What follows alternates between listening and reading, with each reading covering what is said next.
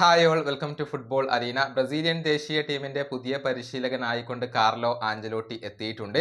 CBF ഇക്കാര്യം official ആയിക്കൊണ്ട് പറഞ്ഞിരുന്നു. ആഞ്ചലോട്ടി ഇക്കാര്യം സ്ഥിരീകരിക്കുകയും ചെയ്തിരുന്നു. മെയ് 26 മുതലാണ് ബ്രസീലിന്റെ പരിശീലകനായിക്കൊണ്ട് അദ്ദേഹം വർക്ക് തുടങ്ങുക.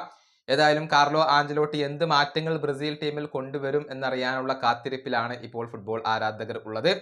ഇതിനിടെ പ്രമുഖ മാധ്യമമായ CNN ബ്രസീൽ ഒരു റിപ്പോർട്ട് പ്രസിദ്ധീകരിച്ചിട്ടുണ്ട്.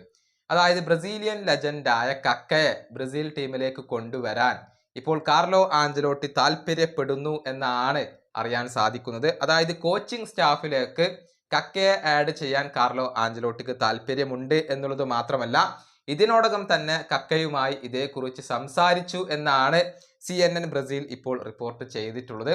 എന്നാൽ കക്ക ഈ ഒരു ബ്രസീലിയൻ ദേശീയ ടീമിന്റെ സ്റ്റാഫിലേക്ക് ജോയിൻ ചെയ്യുമോ എന്നുള്ളത് വ്യക്തമല്ല. കൂടുതൽ സ്ഥിരീകരണങ്ങൾ ഇക്കാര്യങ്ങളിൽ ലഭിക്കേണ്ടതുണ്ട്. പക്ഷെ കാർലോ ആഞ്ചലോട്ടിക്ക് കക്കയെ കൊണ്ടുവരാൻ താല്പര്യമുണ്ട്. നമുക്കറിയാം AC മിലാനിൽ വെച്ചുകൊണ്ട് കക്ക കാർലോ ആഞ്ചലോട്ടിക്ക് കീഴിൽ കളിച്ചിട്ടുണ്ട്. മാത്രമല്ല ഇരുവരും തമ്മിൽ നല്ല ബന്ധമാണ് ഉള്ളത്. അതുകൊണ്ട് തന്നെ കക്ക ബ്രസീലിയൻ ദേശീയ ടീമിൽ തിരിച്ചെത്തിയാലും അത്ഭുതപ്പെടേണ്ടതില്ല എന്നുള്ളതാണ് വസ്തുത.